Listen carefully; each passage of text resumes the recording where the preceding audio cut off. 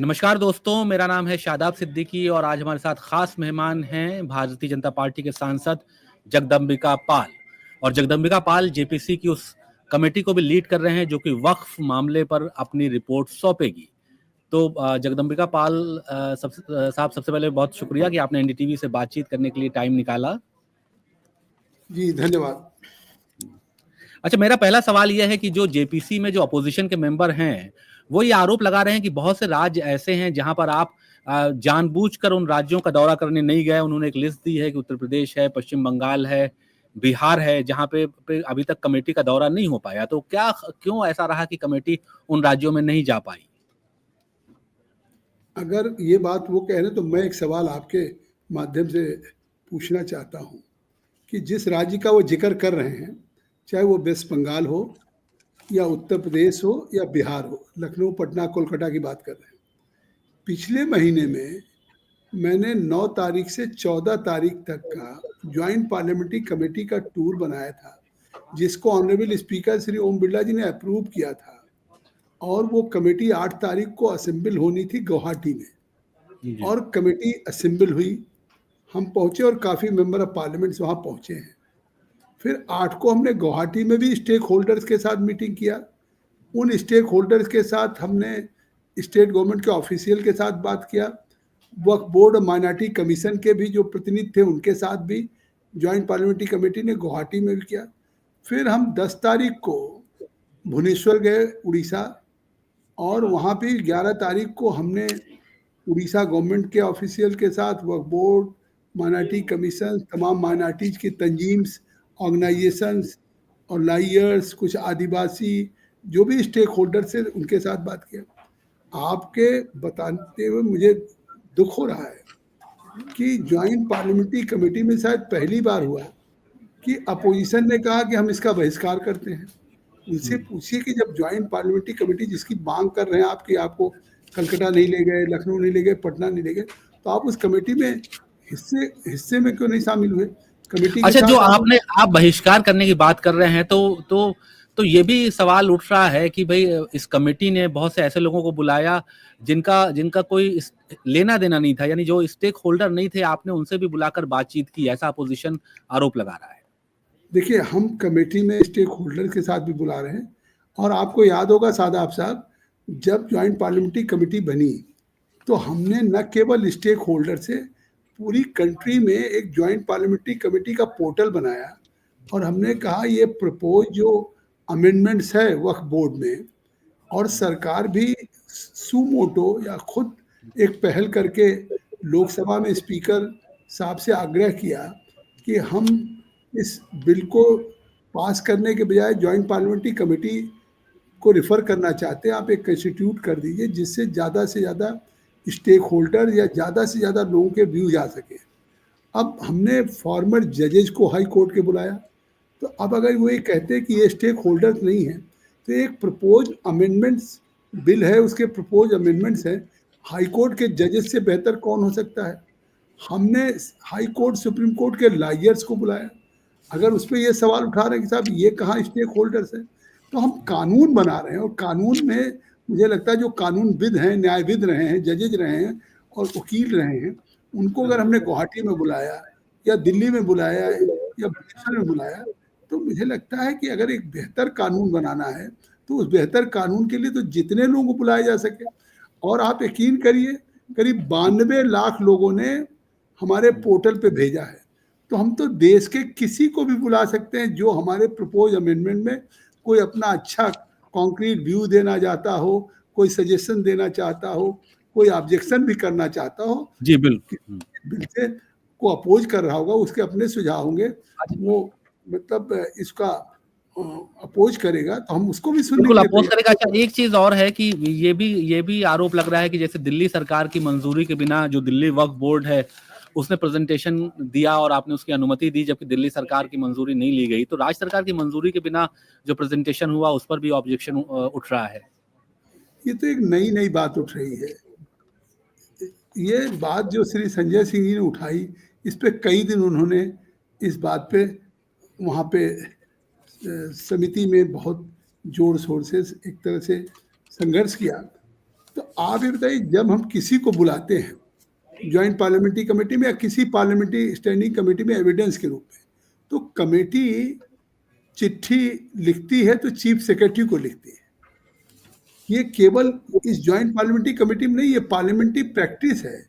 हम सीधे किसी स्टेट गवर्नमेंट के चीफ मिनिस्टर को चिट्ठी लिखेंगे नहीं, फेडरल स्ट्रक्चर में उसकी अपनी है। तो चीफ सेक्रेटरी खुद आता है या अपने माइनॉरिटी सेक्रेटरी को भेजता है, या वक्फ बोर्ड के चेयरमैन हो या वक्फ बोर्ड के सीईओ हो या माइनॉरिटी कमीशन के सीईओ हो। तो ये कहना, अब ये तो उनका आउटलुक है। अब अगर दिल्ली के मुख्यमंत्री से बिना अप्रूवल के अगर वहाँ के सीईओ आए, वहाँ के और अफसर्स आए, तो ये तो उनको उनसे पूछना चाहिए, न कि हम पे आरोप लगाना चाहिए कि भाई जब हमने चीफ सेक्रेटरी को चिट्ठी लिखा, जिन ऑफिसर्स को दिल्ली गवर्नमेंट ने भेजा, हम गवर्नमेंट चीफ सेक्रेटरी को मानते हैं, चीफ मिनिस्टर से हम कोई, हमारा ऑफिस स्टेट के चीफ मिनिस्टर के साथ कोई कोरेस्पॉन्डेंस नहीं करता है। तो हम अच्छा अच्छा, एक चीज और है कि विपक्षी सदस्य ये भी आरोप लगा रहे हैं कि जो आजकल आप वामसी पोर्टल पर जो जो प्रॉपर्टीज है उनको रजिस्टर्ड करने की बात कर रहे हैं, तो कह रहे हैं कि भाई ये पहले क्यों नहीं कहा गया, ये तो सरकार उलझाना चाहती है। वो कहती है कि पोर्टल बनाए, उस पर जाइए, आप रजिस्टर्ड कर लीजिए।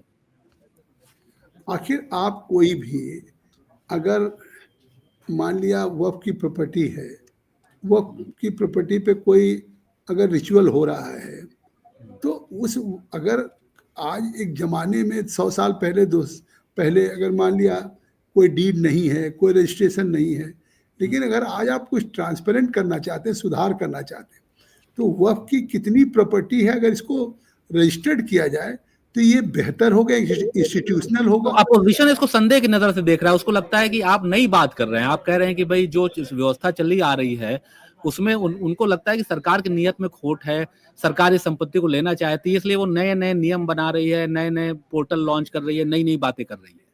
सादाब साहब देखिए, वो तो हमको वहाँ पे मतलब क्रिटिसाइज भी कर रहे हैं, मैं तो यहाँ से बैठ के क्रिटिसाइज नहीं कर सकता, लेकिन मैं एक सवाल कर रहा हूँ कि आखिर वो इसका क्यों विरोध कर रहे हैं, जब इसमें प्रपोज अमेंडमेंट में है कि अगर किसी वक्त की डीड नहीं है, तो अगर डीड नहीं है तो अब अगर कहा जा रहा है कि उसको वक्फ बोर्ड रजिस्टर्ड कर ले एक सादे पेज पे, तो इसमें क्या इतराज कर रहे हैं? इसका मतलब है कि वही अगर व्यवस्था चलने दें, तो आज वक्फ बोर्ड की इतनी प्रॉपर्टी है, रेलवे और डिफेंस के बाद करीब 8 लाख प्रॉपर्टी, 8 लाख प्रॉपर्टी है होंगी, 8 लाख करोड़, और करीब 9.75 लाख एकड़ लैंड है।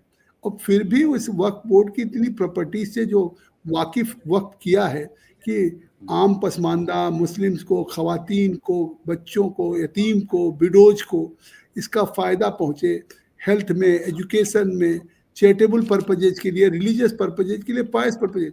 मैं सादाब साहब, आप भी अकलियत से ताल्लुक़ रखते हैं, आप अल्पसंख्यक हैं, मैं पूछना चाहता हूँ कहाँ वक्फ की प्रॉपर्टी से कोई मेडिकल कॉलेज खड़ा किया गया, कहाँ इंजीनियरिंग कॉलेज खड़ा किया गया, कोई बड़ा इदारा खड़ा किया गया, कहाँ विडोज के लिए वक्फ की प्रॉपर्टी की आमदनी से चला रहे हैं। आज तो अभी महाराष्ट्र गवर्नमेंट ने महाराष्ट्र के वक्फ बोर्ड को 10 करोड़ दिया है। आप सोचिए, वहाँ भाजपा एनडीए की सरकार है, तो इसका मतलब हम तो वक्फ बोर्ड को मजबूत करना चाहते हैं, सरकार भी मजबूत करना चाहती। अच्छा, आज का फैसला है, इसका मतलब वक्फ बोर्ड अपनी इतनी बड़ी प्रॉपर्टी से इतनी भी आमदनी नहीं कर रहा कि वो अपने कर्मचारियों की तनख्वाह दे सके। मुझे लगता है कि वक्फ बोर्ड की चाहे तनख्वाह हो, चाहे एडमिनिस्ट्रेशन के लिए हो या और चीज़ों के लिए 10 करोड़ वहाँ दिया है। तो आज तो इसी को सोच करके अगर भारत सरकार इसको ट्रांसपेरेंट बनाना चाहती है, इसको जिस पर्पज से कोई वक्फ करता है उसका फ़ायदा उसको मिले, तो इसके लिए इसमें कुछ प्रपोज अमेंडमेंट लाना चाहती है। तो अगर ये कहा अच्छा, आपने जो अमेंडमेंट की बात की, तो अमेंडमेंट में देखिए उनका जो अपोजिशन का आरोप है, वो एक सवाल ये भी उठाते हैं कि आप कलेक्टर को कंसोडियन बनाना चाहते हैं। अब कलेक्टर तो जो सरकारी भूमि होता है उसका मालिक होता है, तो वो तो सरकार की तरफ से बोलेगा, वो तो वक्फ की जो प्रॉपर्टी जिनसे विवाद है उनकी तरफ से तो बोलेंगे नहीं। तो कलेक्टर को लेकर बड़े विवाद हैं, बड़े मतभेद हैं, अपोजिशन इसको बहुत संदेह की नजर से देख रहा है। नहीं, ये आखिर देश में ये अपोजिशन एक रिस्पॉन्सिबल है, आखिर देश के सामने क्यों गुमराह कर रहा है? आप बताइए, collector is whether it is an individual और whether it is an institution. मुझे लगता है कि कलेक्टर तो एक इंस्टीट्यूशन है। अगर तमिलनाडु में देखिए तो वहाँ डीएमके की सरकार है, अगर आप वेस्ट बंगाल में देखिए तो हाँ, ममता बनर्जी की सरकार तृणमूल कांग्रेस की है। कहीं अगर तेलंगाना में देखिए, कर्नाटक में तो कांग्रेस की सरकार है। तो क्या अपने जिलों में वो रिकॉर्ड कीपिंग का काम जितनी लैंड में है, तो क्या लेखपाल, तहसीलदार, एसडीएम, डीएम के बजाय जो अपोजिशन इसमें विरोध कर रहा है कि कलेक्टर को न किया जाए सर्वे करने की जिम्मेदारी, क्योंकि वो अकाउंटेबल नहीं होगा, तो कलेक्टर, तो इसका मतलब अपने राज्यों में कलेक्टर को क्यों नहीं हटाते अपने अच्छा, नहीं, राज्यों में? वो कहते हैं कलेक्टर, आप ठीक कह रहे हैं कि कलेक्टर के पास रिकॉर्ड होता है, एसडीएम के पास रिकॉर्ड होता है, आपकी बात बिल्कुल ठीक है। उन लोगों का संदेह यह है कि चूंकि कलेक्टर ही राज्य सरकार को रिप्रेजेंट कर रहा है, तो जब वो कलेक्टर ही पार्टी होगा और उस पार्टी को ही आप कहेंगे कि आप ही मुखिया भी हैं, आप ही फैसला भी करेंगे, तो ये कॉन्फ्लिक्ट ऑफ इंटरेस्ट है। नहीं, आप ये बताइए, कलेक्टर एग्जीक्यूटिव का पार्ट है, और जैसे मैंने कहा कलेक्टर एक इंस्टीट्यूशन है, तो कलेक्टर जब आप मानते हैं कि सभी राज्यों में चाहे रिकॉर्ड कीपिंग करता है, उसके पास पैराफर्नीलिया है, तो अगर वक्फ की प्रॉपर्टी के सर्वे के लिए उसको जिम्मेदारी दी जा रही है, तो कलेक्टर के पास एडीएम, एसडीएम, तहसीलदार, लेखपाल हैं, तो वो पूरा कर सकते हैं। अभी तक जो 95 का प्रिंसिपल एक्ट है, उसमें सर्वे कमिश्नर के पास है, तो आज तक वक्फ का सर्वे नहीं हो पाया। मैं विपक्ष से पूछना चाहता हूं कि क्या वक्फ की प्रॉपर्टी जो मुल्क में है, देश में, उसका सर्वे होना चाहिए कि नहीं होना चाहिए, टाइम बाउंड होना चाहिए कि नहीं होना चाहिए, उस सर्वे को टाइम बाउंड करके वक्फ बोर्ड में उसको रजिस्टर्ड होना चाहिए कि नहीं होना चाहिए, और फिर जो भारत सरकार ने एक वामसी पोर्टल बनाया है, वो उस वामसी पोर्टल पे आखिर उसको दर्ज कर दिया जाना चाहिए। उस पे कर देने से कोई वक्फ की प्रॉपर्टी को नहीं छू सकता। लेकिन अभी अच्छा, क्या वक्फ की होता है, प्रॉपर्टीज की आप बात कर रहे हैं, आप जो अमेंडमेंट लाने की बात कर रहे हैं, तो एक सवाल ये भी उठ रहा है कि उसमें एग्जैक्टली अमेंडमेंट कितने हैं? आप सरकार ये कह रही है कि 44 अमेंडमेंट है, अपोजिशन को लगता है कि ये तो 100 से ज्यादा अमेंडमेंट है, तो आप बताएंगे कि कितने अमेंडमेंट पे चर्चा हो रही है, केवल कि एग्जैक्टली 44 कितने अमेंडमेंट्स है। अमेंडमेंट? 44 अमेंडमेंट्स है, उसको क्लाज बाय क्लाज 44 अमेंडमेंट्स का प्रस्ताव हुआ है। अल्पसंख्यक मंत्रालय ने, उनके सेक्रेटरी श्री चंद्रशेखर जी ने अभी हमारी पूरी कमेटी के सामने, जिसमें अपोजिशन के भी लोग थे, पूरे 44 संशोधन पे क्लाज बाय क्लाज उसको प्रेजेंटेशन किया है, और 5 बार मतलब अल्पसंख्यक मंत्रालय उस 44 संशोधनों पे माननीय सदस्यों के सवाल पे करीब 1000 स्लाइड तैयार किया। 1000 स्लाइड्स मतलब 1000 पेजेज के 2 वॉल्यूम माननीय सदस्यों के एक एक सवाल के जवाब दिए हैं, और 6 अच्छा, तो फिर मंत्रालय। इतना अविश्वास क्यों है? आप कह रहे हैं कि भाई सब आप जवाब दे रहे हैं, लेकिन ये इतना अविश्वास क्यों है? तो ऐसे में कमेटी काम कैसे करेगी? उनका ये भी आरोप है कि जो अधिकारी हैं वो सही जानकारी नहीं देते हैं, कमेटी में गोलमोल बातें करते हैं। अब मैं तो या कह सकता हूँ, या तो इसमें राजनीति हो कोई, अन्यथा ऐसी जेपीसी तो कभी बनी नहीं थी जो लगातार बैठकें करे। आप देखते हुए स्पीकर साहब के पास ये लोग जाते हैं ये कहने कि साहब जगदम्बिका पाल हफ्ते में 3 दिन बैठक बुला लेते हैं, 2 दिन बुला लेते हैं, और 10 बजे 11 बजे से बैठक शुरू करते हैं, रात को 8 बजे तक करते हैं। काम न कर रहा होता तब मेरी शिकायत करते।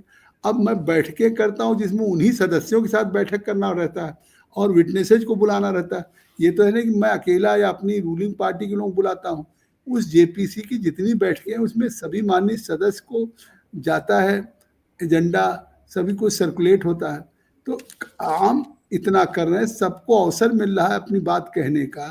147 डेलीगेशन से अब तक हम लोग दिल्ली में मिल चुके हैं।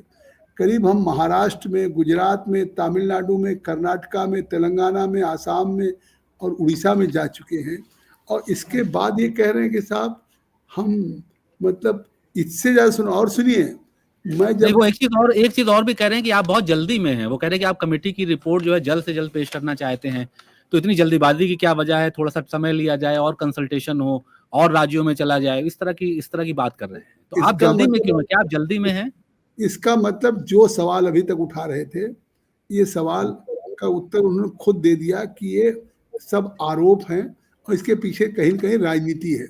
अगर हमें जल्दी होती तो मैं कल क्यों एक प्रस्ताव या रिज़ोल्यूशन मूव करता कि इस जॉइंट पार्लियामेंट्री कमेटी का टेन्योर बजट तक बढ़ा दिया जाए, और कल उसको हमने सदन में प्रस्तुत किया, स्पीकर साहब ने उसका अप्रूवल दिया और सदन ने ध्वनिमत से पास किया। तो इसका मतलब है कि सरकार की तरफ से अगर सहमति नहीं होती तो ये फिर जो 3 महीने का एक्सटेंशन हो गया है, ये एक्सटेंशन क्यों होता? अच्छा, इसका मतलब कांग्रेस के झूठ सांसद है। हैं गौरव गोगोई, वो आरोप लगा रहे हैं कि जो है कमेटी को कोई पीछे से डायरेक्ट कर रहा है। उनका आरोप आपके ऊपर है कि कोई कोई बड़ा मंत्री है जो कि आपको निर्देश देता है, ऐसा उन्होंने ऑन अभी रिकॉर्ड कहा है। ये एकदम असत्य झूठ बोल रहे हैं और राजनीति कर रहे हैं, देश को गुमराह करने की कोशिश कर रहे हैं। गौरव गोगोई बैठ करके अपनी राय वहाँ दें, सुझाव दें। आरोप लगाने से बेहतर है। और joint parliamentary committee, standing committee वो रहे हैं। इस कमेटी में जब हम रोज स्टेक होल्डर्स को बुलाते हैं, रोज हम प्रतिनिधिमंडल को बुलाते हैं और उनके साथ मीटिंग करते हैं, उन्हीं के सामने हम भी सवाल पूछते हैं, वो भी सवाल पूछते हैं। तो ये प्रक्रिया जो चल रही, तो इसमें किसी दूसरे का इसमें अभी कहाँ दखल है, कैसे दखल है? चाहे स्पीकर साहब हों, चाहे सरकार पे आरोप लगा रहे हैं। आखिर जब ये अभी कमेटी केवल इस प्रोसेस में है कि लोगों को सुन रही है, लोगों को ज़्यादा से ज़्यादा लोगों को बुलाकर विटनेसेस को, अभी तो हमने रिपोर्ट भी नहीं सर्कुलेट किया सब मेंबर्स में, क्योंकि एक्सटेंशन हो गया। और हम तो रिपोर्ट जितना लगातार स्टेक होल्डर के साथ बातचीत हो रही, उसके आधार पे हमने 500 पेजेस की रिपोर्ट तैयार कर ली, अभी और करेंगे। तो इतनी अच्छी ट्रांसपेरेंसी, इतना फेयर तो कभी कोई जेपीसी की बैठक नहीं हुई होगी। आप देखिए, अगर सरकार को कुछ करना होता कि हमें जो बिल आया है उस बिल को हम पास कर दें, तो जेपीसी को क्यों आग्रह करते श्री किरण रिजिजू जी? ये बात देश को क्यों गुमराह कर रहे हैं? सरकार ने इसकी पहल किया है। ज्वाइंट पार्लियामेंट्री कमेटी को इस बिल को रेफर करने का काम खुद श्री किरण रिजिजू जी, जो संसदीय कार्य मंत्री हैं और अल्पसंख्यक कल्याण मंत्रालय, उन्होंने स्वयं किया। फिर एक्सटेंशन सरकार कहती कि नहीं साहब, हम इस रिपोर्ट को प्रस्तुत करना चाहते हैं। अच्छा, जो आपने एक्सटेंशन लिया, अब आपको लगता है कि वो एक्सटेंशन में उस दौरान रिपोर्ट बन जाएगी, पेश हो जाएगी, अब तो कोई एक्सटेंशन और कमेटी नहीं लेगी? नहीं, मैं तो अभी भी नहीं लेना चाहता था। ये तो हमने विपक्ष का सम्मान किया। अगर विपक्ष ने कहा, स्पीकर साहब से कहा, सदन में कहा, वॉकआउट किया कि इसका टाइम बढ़ना चाहिए, तो हमने बढ़ा दिया। जिसको और वो चाहते हो कि इसको अपीयर किया जाए, मैं उनको अपीयर कराने के लिए तैयार हूँ। जिन राज्यों में चलना चाहें, आप ये नहीं सोचेंगे, आप उनसे पूछिए कि साहब ऐसा कौन चेयरमैन मिलेगा कि आप गुवाहाटी में, भुवनेश्वर में अगर आप लोगों ने बहिष्कार किया, तो जगदम्बिका पाल ने पूरे टूर को फिर पोस्टपोन कर दिया। कोलकाता, लखनऊ, पटना हम नहीं गए कि हमारे, वो कहते आप अकेले चले गए, आप उन लोगों को साथ लेकर नहीं गए। वो कह रहे थे कि आप अकेले चले गए। हम गए नहीं। अब आगे हम टूर बनाएंगे। पूरी कमेटी झूठ बोल रहे हैं साहब। अब आपसे लगातार हमारे सामने उनसे सवाल जवाब कराइए, एक सवाल का जवाब नहीं दे पाएंगे। और मैं उनके तो आपसे तो सवाल करते ही कमेटी में, तो जब मीटिंग होती है तो आपसे तो वो करते हैं, संतुष्ट रहते हैं। अरे वहाँ इतना बोलने को उनको अवसर देता हूँ, इतना सवाल करने का अवसर देता हूँ, आप उनसे तो बाहर क्यों सवाल उठाते हैं? सवाल ये है कि मीडिया में, अखबारों में, प्रेस में वो क्यों सवाल उठाते हैं? आप कह रहे हैं कि कमेटी की मीटिंग में सब संतुष्ट रहते हैं, कमेटी की मीटिंग बहुत सौहार्दपूर्ण वातावरण में हो रही है, तो बाहर क्यों सवाल उठाते हैं? किसी कमेटी की बैठक के बारे में बाहर नहीं बोलना चाहिए। हमने तो नहीं बोला, लेकिन अब अगर लोग बाहर बोलते हैं तो इसका मतलब है कि इसमें राजनीति वो कर रहे हैं और देश को कहीं ना कहीं वो एक ये कहना चाहते हैं कि वक्त पे कहीं ना कहीं अपना, चाहे अपीजमेंट हो, जिस तरीके की बात हो, अन्यथा उनको पूरा अवसर लगातार उनको सुना जा रहा है। अच्छा, अपोजिशन को ये भी लगता है कि जो वक्फ की जो प्रॉपर्टीज है, सरकार कुछ उसको लेना चाहती है, सरकार एक्वायर करना चाहती है, सरकार उसको छीनना चाहती है। इस पर क्या कहना चाहेंगे, जो ये मूल जो एक इन सब के पीछे जो ये सवाल उठाया जा रहा है? सरकार वक्फ की प्रॉपर्टी बिल्कुल नहीं लेना चाहती। सरकार के इस बिल में जो प्रपोज अमेंडमेंट है उसमें मंशा साफ झलकती है कि सरकार वक्फ की प्रॉपर्टी को व्यवस्थित करना चाहती है, उसको रजिस्टर्ड करके उसकी जो इनकम हो, वो इनकम से जो वाकिफ की मंशा है, गरीबों को, यतीमों को, विडोज को, खवातीनों को, पसमानदा को उसका फ़ायदा मिले और वो वक्फ की प्रॉपर्टी वक्फ में रहेगी। आखिर कोई गवर्नमेंट क्यों लेगी? कोई गवर्नमेंट कोई प्राइवेट प्रॉपर्टी तो है नहीं। आज गवर्नमेंट अगर आज ले ले या कल, तो गवर्नमेंट तो तमाम राज्यों में गवर्नमेंट है, कहीं हमारी सरकार है, कहीं किसी की सरकार है। तो ये भी झूठा आरोप है। केवल इसको व्यवस्थित किया जा रहा है कि जो आज वक्फ की जमीनों को खुर्द-बुर्द कर रहे हैं, मुतवल्ली कर रहे हैं, कई वक्फ बोर्ड कर रहा है। ये जमीन कौन बेच रहा है? क्या सरकार बेच रही है या कोई हिंदू बेच रहा है? ये वक्फ बोर्ड की प्रॉपर्टी अगर कहीं भी शिकायतें जो आ रही हैं, वो उसके जो इंतजामकार हैं, उसके वक्फ के मुतवल्ली ही हैं। तो अगर वो हैं, तो आज तो ये सवाल पूछना चाहिए कि बेचने वाला कौन है वक्फ की प्रॉपर्टी? जबकि ठीक है पाल साहब, तो आपसे बात करने के लिए बहुत शुक्रिया, आपने बहुत समय दिया, बहुत बहुत धन्यवाद। शुक्रिया आपका, धन्यवाद। लेकिन मैं कहता हूँ, अगर आपको उन लोग इस तरीके की बातें कर रहे हैं, कि आरोप लगा रहे हैं कि सरकार ने तो साफ कहा, जिस मस्जिद की, कब्रिस्तान की या ईदगाह की अगर नहीं कोई डीड है, कोई रिटन डॉक्यूमेंट नहीं है, तो भी उसको वक्फ बोर्ड में भी नहीं करे सरकार के यहाँ, वक्फ बोर्ड में एक रजिस्ट्रेशन करा दें, एक पेज का दे करके OMC पोर्टल पे लगा दें। आजकल तो हर चीज़ पोर्टल हो गई है, आप हर चीज़ देख रहे हैं, डिजिटलाइज हो गई। अगर वक्फ बोर्ड में भी हम डिजिटलाइजेशन करने की बात कर रहे हैं, तो इसका तात्पर्य है कि वक्फ की प्रॉपर्टीज को ठीक ढंग से सुचारू रूप से व्यवस्थित किया जा सके, उसकी इनकम उससे हो सके, उस इनकम का फ़ायदा गरीबों को लोग मिल सके, आम आदमी को मिल सके। तो अगर इस पर्पज़ को लेकर के अमेंडमेंट करके आई है, तो अब जाकिर नाइक इसमें गुमराह कर रहे हैं मलेशिया में बैठ के। तौकीर रजा जैसे अपने को कहते हैं, वो लोगों को उकसाने की कोशिश कर रहे हैं, भड़काने की कोशिश कर रहे हैं। तो एक शहरी होने के नाते जब JPC के सामने भी हम सबकी सुनवाई कर रहे हैं, तो तौकीर रजा को यहाँ नहीं आना चाहिए था, जॉइंट पार्लियामेंट्री कमेटी के सामने आके बात कहते। यहाँ कहने के बजाय वो सड़कों पे लोगों के बीच में धमकाने और भड़काने का काम कर रहे हैं। तो इससे लगता है कि आज जो कोशिश हो रही कि वक्फ एक अच्छा कानून बने, वक्फ की प्रॉपर्टी का एक ठीक से इंतजाम हो, कलेक्टर से बड़ा कौन कस्टोडियन हो सकता है। आज सरकारी ज़मीनें जो ज़िलों में है, चाहे ग्राम समाज की हो, खेल मैदान हो या कोई हो, उसको कलेक्टर ही तो प्रोटेक्ट करता है। सरकारें तो आती जाती रहती, तो अगर कलेक्टर को हम अधिकार दे रहे हैं, तो इससे साफ है कि उस वक्फ प्रॉपर्टी के, उसका इंतजाम के लिए, उसकी सर्वे के लिए और उसके मैनेजमेंट के लिए उसमें पूरा सहयोग मिलेगा, और उससे अच्छा कोई व्यवस्था हो नहीं सकती। ठीक है पाल साहब, बहुत बहुत शुक्रिया, थैंक यू। धन्यवाद।